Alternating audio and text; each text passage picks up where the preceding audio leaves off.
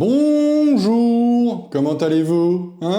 Alors aujourd'hui, vidéo, pas spéciale, c'est une vidéo. Je ne veux pas sortir les mêmes conneries à chaque fois. Bon, la vidéo va concerner la France insoumise, enfin quelques membres en même temps. Parce que d'habitude, vous savez, ils ont quand même, il y en a un qui va dire une connerie, et le lendemain, il y en a un autre qui va dire une connerie, donc ça permet de s'alléger l'esprit, d'accord? Mais cette fois, en l'espace de 24 heures, ils ont tous décidé, comme si des planètes s'alignaient, ils ont tous décidé de raconter des conneries en même temps. Cette vidéo ressemble beaucoup à une vidéo que j'ai sortie il y a quelques mois. Ce sera la partie numéro 2, voilà.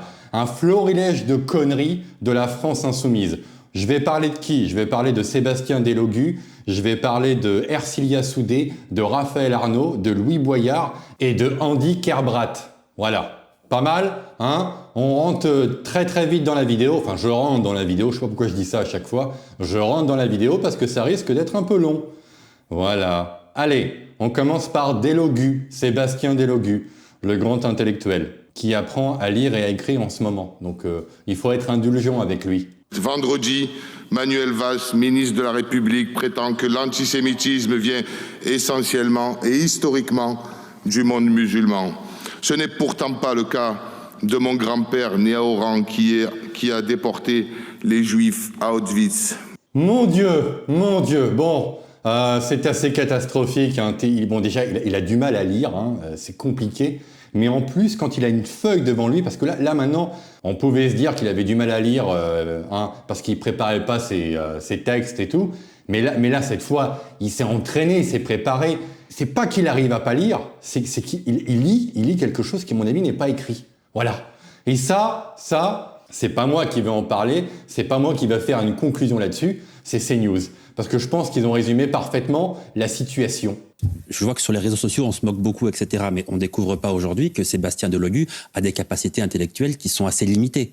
Bon, donc moi j'allais dire...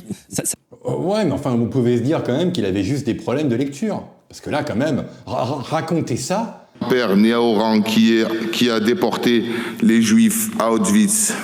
Auschwitz. Ça n'est pas à lui que j'en veux le plus. Non, mais faisons attention quand même. Non, cette phrase. Alors, j'ai bien pesé mes mots. Là, j'ai bien pesé mes mots. Mais on a tous par définition elles sont toujours limitées nos capacités intellectuelles par définition. Non, mais les siennes sont. Mais là, c'est beaucoup quand même là, Pascal. On te connaît pour ta gentillesse, Pascal, mais là quand même, arrête. Assez limité, manifestement. On ne le découvre pas aujourd'hui. Une deuxième pièce. Remettez une deuxième pièce. Merci. Tout est limité dans la vie. Tout est limité. Non, mais ce qui m'amène à dire... Et puis pourquoi pas? Je veux dire, il y a peut-être d'autres intelligences. Une intelligence comportementale, l'intelligence du cœur. Il y en a tellement d'intelligence. L'intelligence du cœur, j'ai un doute. Bon. Mais il faut trouver, parce que je vois pas vraiment ce qu'il a apporté depuis qu'il est député. Je vois pas. Franchement, je vois pas. Ça me conduit à dire que... Troisième fois. Monsieur le modérateur, je fais des efforts. Je préviens l'Arcom. Je fais quand même des efforts. C'est pas de ma faute. Ce qui me conduit à... Ce n'est pas fini avec Delogu. Maintenant, c'est Delogu et Raphaël Arnaud. Je vous dis, c'est en l'espace de 24 heures.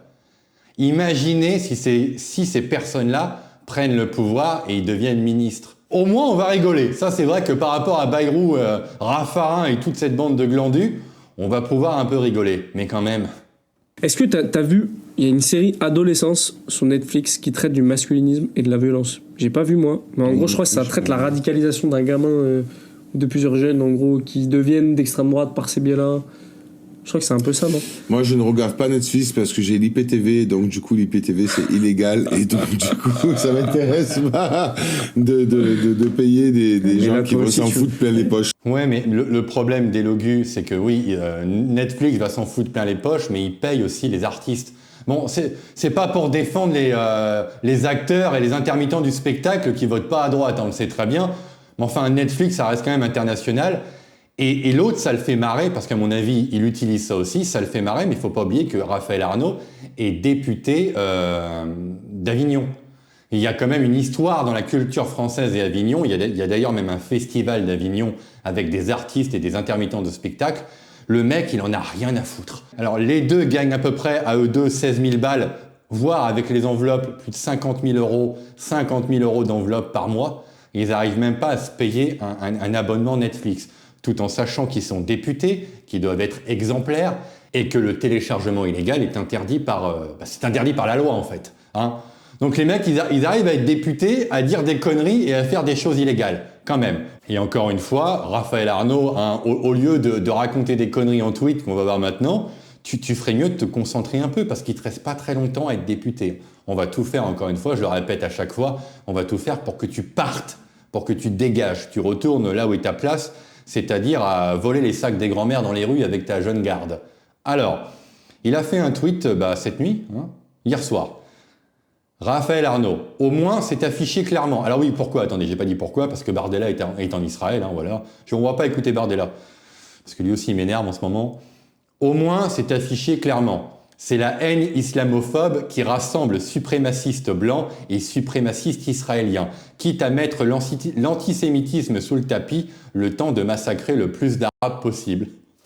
Donc, avec sa culture historique sans précédent, bon, déjà, il dit que Bardella est un suprémaciste blanc. Putain, je suis comme des logus, j'arrive plus à parler.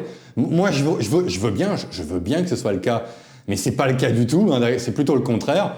On rappelle que Tanguy a dit ce matin que l'islam a sa place dans la République, pourquoi pas, hein, et avec les suprémacistes israéliens. Hein, on rappelle pourquoi ils ont fait la guerre, parce que ils se sont fait massacrer le 7 octobre. Hein. Bon, allez, ça dégage aussi, hein, merci pour nos impôts, on est très contents. On va passer Ercilia Soudé. Ah, on aurait pu faire une vidéo, enfin j'aurais pu faire une vidéo rien que sur elle, parce que ça va être drôle, ça va être marrant. Allez, pourquoi il y a cette vidéo? Parce que Ercilia Soudé, elle s'est mise dans la tête de défendre les manouches. Voilà, les voyageurs, les manouches. Je veux pas leur dire la vidéo, mais mon Dieu, qu'est-ce que c'est que ce truc? La vérité, c'est que pour vous débarrasser d'une partie de la population que vous voyez comme des parasites, vous êtes prêts à les faire disparaître de la circulation en les plaçant derrière les barreaux. Et c'est quoi la prochaine étape? Les exterminer comme en 39-46? 39-46. Je suis obligé de remettre ce passage.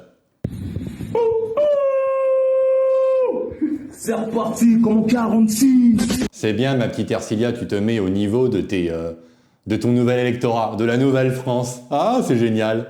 Bon, parce que ça a continué après, vu que les gens se sont marrés quand elle dit 39-46 parce que c'est drôle. Au lieu de se dire, bon, j'ai dit une connerie, voilà, ça va s'arrêter, ils vont m'en parler pendant une semaine et terminer, quoi. Ben non, elle a continué à creuser. Parce qu'elle peut pas s'empêcher de raconter des conneries. Le texte est soutenu par le Rassemblement national qui n'a rien trouvé de plus intelligent à faire que de rire pendant que j'évoquais le génocide subi par les Tziganes, là, il y a quelques minutes, sans que ça n'évoque d'ailleurs apparemment personne. C'est lamentable. C'est lamentable. Ta voix est horrible, elle est horrible ta voix, Ercilia. C'est une horreur. Quoi, c'est lamentable? C'est lamentable effectivement de rire quand on parle d'un génocide en fait. Non, les gens rigolent parce que tu racontes des conneries. C'est 39-45, même un enfant de 4 ans le sait, pas 46. Même si c'est pas forcément faux, mais la règle veut dire, on dit 39-45, on me dit 14-18, on dit pas 14-19. C'est con, Ercilia, bordel. Merci. Oui, 39-46, figurez-vous qu'effectivement, les voyageurs ont été libérés en 46. Si vous connaissiez un petit peu l'histoire de la France, vous le sauriez. Je vous ai dit, les voyageurs sont sortis les derniers. Mais vous... Non, voilà. Oui, les Tziganes sont sortis en 46, mais il n'y a pas que. Il y a aussi les Juifs. Voilà, les Juifs ne sont pas sortis tout de suite. Vous ne connaissez rien le sujet, c'est bien ça le problème. Vous ne connaissez rien le sujet parce qu'en fait, vous n'écoutez pas les voyageurs. Vous décidez sans cesse à leur place. Jamais vous leur demandez leur avis. Monsieur le rapporteur? Il suffisait juste de dire que t'as dit une connerie. A prétendu qu'il avait demandé l'avis des voyageurs, qu'il les remerciait pour cela. Mais manifestement, je crois que personne ne demande réellement l'avis des voyageurs. Si on se souciait réellement de l'avis des voyageurs, on se soucierait par exemple du fait qu'ils ont 15 ans d'espérance de vie en moins que la moyenne française. 15 ans, vous vous rendez compte de ce que c'est que 15 ans? Présidente, alors quand on entend... 15 ans, oui, ça fait 3 fois 5. 15 ans, ça fait 15 ans, d'accord. Pourquoi ils ont une espérance de vie plus basse? Je ne sais pas. Peut-être une hygiène de vie assez douteuse, composée d'alcool et de razzia. Qu'est-ce que je raconte? J'ai rien dit du tout, j'ai rien dit. J'effacerai ça au montage. Allez, la suite. Ah non. D'ailleurs, par exemple, Oui, parce que ça continue, elle s'arrête pas, elle s'arrête pas. T'aurais dit tout de suite, ouais, 46, j'ai dit une connerie, pardon, ma langue a fourché. Et on aurait oublié, Ercilia, on aurait oublié. Quand vous parlez des violences, même à l'encontre d'élus, alors effectivement, il y en a. Mais est-ce que vous parlez du fait que parfois il y a des violences d'élus à l'encontre de voyageurs? Parce que moi, par exemple, dans ma circonscription, j'ai un élu qui a tiré avec un fusil sur un voyageur. Ah oui, chez moi aussi, ouais. Ça, vous en parlez? Non, je crois pas. Un mort. Bah, s'ils arrêtaient de voler des poules, parce que pour tous ceux qui ont vécu à la campagne, hein, vous savez très bien qu'il y a le facteur, un facteur dangereux comme ça qui se déplace de ville en ville avec des caravanes, et ils ont tendance à faire des trucs, bon, je vais pas le dire, je vais pas donner en détail ce qu'ils font, mais vous savez très bien, les poules, le cuivre, les câbles électriques, les chantiers, parce que j'ai bossé quand j'étais jeune dans des chantiers, il fallait tout cacher quand il y avait un camp de voyageurs, comme on a dit, parce qu'ils arrivaient la nuit et tout disparaissait. Les chiens aussi.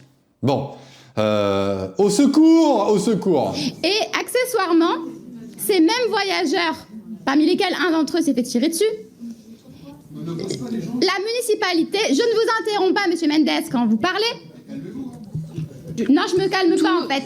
Calmez-vous, calmez-vous. Prends un verre d'eau, bordel. Tout le monde se calme. La parole est à Madame Soudé. Donc vous continuez sur l'amendement, s'il vous plaît. Vous êtes sexiste, monsieur Mendes. Donc...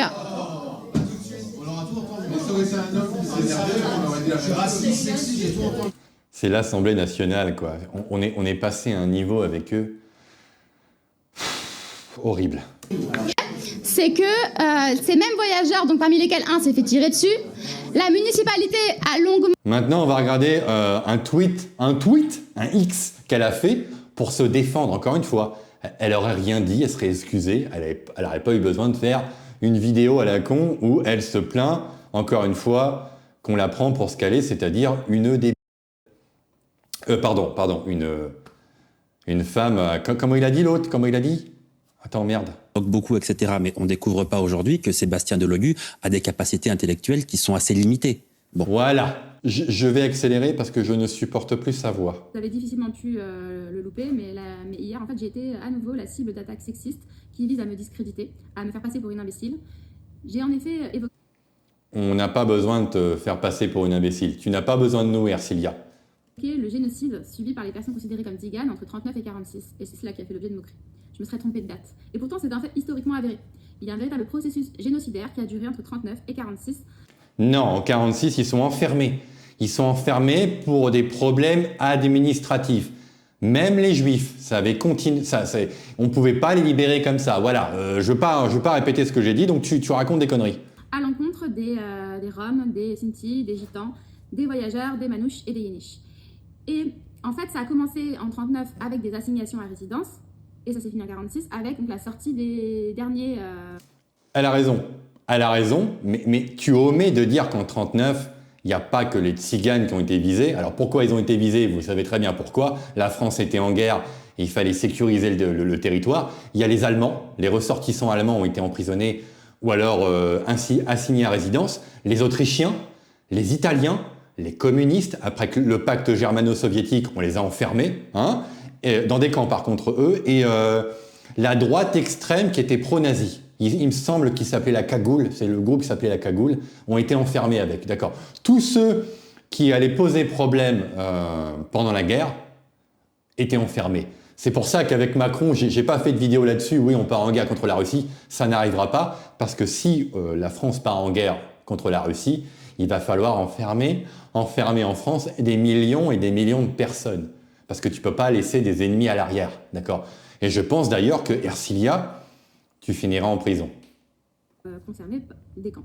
Si ça a du mal à être reconnu, c'est parce que ça implique de prendre conscience que la responsabilité de ce génocide, elle ne repose pas uniquement entre les mains des nazis et du régime de Vichy, mais que la République française a sa part de responsabilité. Qui était au pouvoir en 1946? Qui était au pouvoir? C'est pour cela que les gens ont du mal à l'admettre. Et c'était l'objet de ma résolution, ici présente, qui visait à reconnaître donc ce génocide, la responsabilité... Attends, je t'arrête, on s'en fout. Allez, ça dégage, on a rien à foutre de ta résolution. Cette vidéo n'est destinée qu'à se moquer de vous, on s'en fout de ta résolution, tu peux l'enrouler, et puis... enfin bref, voilà. Voilà, maintenant on va passer à Andy. Vous vous souvenez d'Andy? Il a été pris la main dans le sac dans un métro parisien en train d'acheter des produits illicites à un mineur, hein, donc à contribuer quelque part au narcotrafic. Et là, on apprend par F de souche que, voilà, en arrêt pour soigner son addiction à la... le député LFI Andy Kerbrat a voté contre la loi sur le narcotrafic. Donc, en ce moment, à l'Assemblée nationale, ils sont en train de parler de ça, hein, d'arrêter le trafic de produits illicites. Et lui, qui est en cure de désintox, donc qui a des problèmes avec ça, décide d'aller contre la loi qui permettrait en fait de peut-être, au moins un minimum, d'arrêter le trafic. Au secours, c'est incompréhensible. Alors, cette vidéo-là que je vais vous montrer maintenant, c'est une vieille vidéo qui date, allez, elle doit avoir 2 mois. Voilà, elle a 2 mois, mais je ne l'avais pas passée à l'époque et on va l'écouter maintenant. On va l'écouter, on va rire un peu. Pareil, je vais la passer en accéléré. Tant qu'une place se libère pour être hospitalisé. Comment vous vous sentez là? Paumé. J'ai gâché la confiance que les autres avaient placée en moi. Et oui, je ne l'ai pas dit, hein, mais normalement, tu aurais dû démissionner. Et oui, j'ai l'impression d'avoir gâché ma vie. Donc j'ai l'impression d'avoir gâché l'extérieur et l'intérieur de moi-même. Vu que tu n'as pas démissionné, tu continues à toucher de l'argent. Ah, peut-être pas. C'est peut-être sa suppléante. Non, je crois pas. Pas facile à gérer, hein. Vous faisiez livrer. Ouais. Vous faisiez livrer de la drogue. Même en tant que député. Bien sûr, tout le monde fait ça. Et ce n'est... Tout le monde fait ça.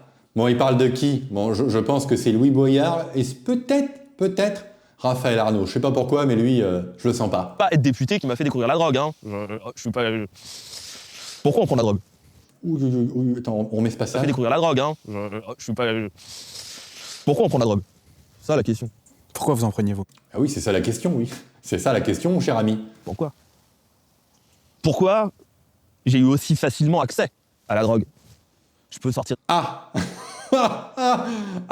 pourquoi il y a autant de trafic? Bah oui, mais tu nous aides pas non plus, quoi. Il y avait une loi contre ça et tu ne l'as pas votée. Donc, par procuration, bien sûr, hein, parce qu'il n'est pas à l'Assemblée, encore une fois. Monsieur est dans une cure de désintox, payée par vous. Par moi aussi, d'ailleurs. Des grands discours théoriques, rhétoriques, politiques et tout ce qu'on veut sur... qu'est-ce que c'est? Moi, en fait, c'est une histoire simple d'un mec qui a subi le décès de sa mère, qui n'a pas su le gérer et qui allait chercher un substitut alors qu'il était député. Voilà. Il y a des milliers de Français qui perdent leurs parents et ils ne se vautrent pas dans des produits illicites. J'en ai pris, moi, hein, j'ai pris de la MDMA. Quelques mois. Je peux comprendre le fait qu'il soit un peu dans les vapes et tout, hein, parce que c'est... J'étais pas non plus à mort dedans, mais c'est un peu difficile à arrêter. Ne prenez pas cette saloperie. Les plus jeunes, hein, attention, ne prenez pas ça, parce que c'est vraiment une catastrophe. Mais, encore une fois, les Français qui perdent leurs parents ne se vautrent pas dans la déchéance non plus. Ah. Et qui, petit à petit, a eu un engrenage qui est descendu. Un engrenage et ça tourne. Et vous aviez conscience de ça, vous, d'être plongé dans cet engrenage? Mais non, sur le moment T, on repousse. C'est d'ailleurs tout le problème. C'est à la sortie. Et à la sortie, tout le monde s'est dit « Ah, plus jamais !» La semaine d'après, ça recommence. Le combat, c'est d'en sortir. Mais m'en sortir, ça va me prendre ma vie. Ça va me prendre la vie. C'est long, en fait. Ça dépend, oui. C'est long, une vie, mais ça peut vite s'arrêter parce que tu vas sortir et tu vas recommencer. Hein, D'héroïnomane. Je sais ce que c'est, en fait, plus que d'autres. Quoi Je suis un fils d'héroïnomane. Je sais ce que c'est, en fait, plus que d'autres. Je sais aussi pour ça que je veux en sortir, parce que je sais à quel point ça bousille des enfants derrière. Parce que quand on est enfant d'héroïnomane, c'est pas avoir de parents. Il n'y a pas un moment où tu vas assumer ce que tu as fait? Parce qu'en plus, il prend des produits illicites. Comment le dire? Quand il va dans des soirées où il y a des gens qui ont à peu près la même orientation necnuelle, hein, je ne peux pas dire le mot, où ils sont en train de se ramener la prostate et tout le bordel. Bon, c'est assez catastrophique. Bon, tu assumes que ce n'est pas la faute de ta mère et tout, c'est parce que tu es dans le délire comme ça avec tes potes et que c'est dur. Au secours! Mais donc je m'en sortirai. Il n'y a pas le choix de toute façon. Ça va être chiant à faire, juste ça.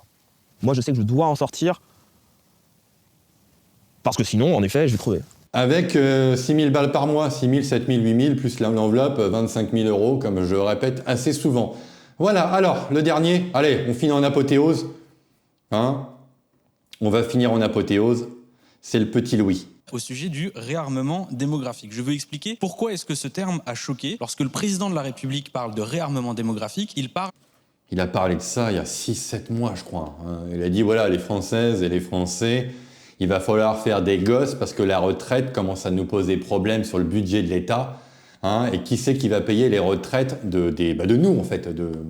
Bon, je peux répondre tout de suite à cette question. Personne ne va payer, je vous le garantis. De l'intime. Il parle des utérus, il parle des femmes, et il parle de leur corps qui leur appartient et qui appartient seulement aux femmes. Et aussi de notre argent aussi, qui part pour payer les retraites énormes des boomers. Hein, il nous saigne à blanc, cette engeance de sangsue nous prend à la gorge tous les jours et on n'arrive plus à payer. Et d'ailleurs, on paye les retraites avec de la dette. Sachez-le, on paye des retraites avec la dette. Il parle des utérus des femmes comme d'armes. C'est une forme de déshumanisation. Et j'aimerais rappeler que dans la longue histoire française, c'est une longue histoire de déshumanisation des femmes. C'est une longue histoire qui réduit les femmes à leur rôle de génitrices, comme le disait Napoléon. J'aimerais vous citer l'article 1124 du Code napoléonien qui dit... Vous ne rêvez pas, il est en train de citer le Code napoléonien. Au secours! Les personnes privées de droits sont les enfants, les femmes mariées, les criminels et les débiles mentaux, ou l'article 2... on est peut-être sur quelque chose là. Attends, répète. Les personnes privées de droits sont les enfants, les femmes mariées, les criminels et les débiles mentaux. Déjà, il y aurait pas Raphaël Arnaud, débiles mentaux, il y aurait peut-être pas Delogu, il y aurait peut-être pas Kerbrat, il y aurait peut-être pas Ercilia Soudé.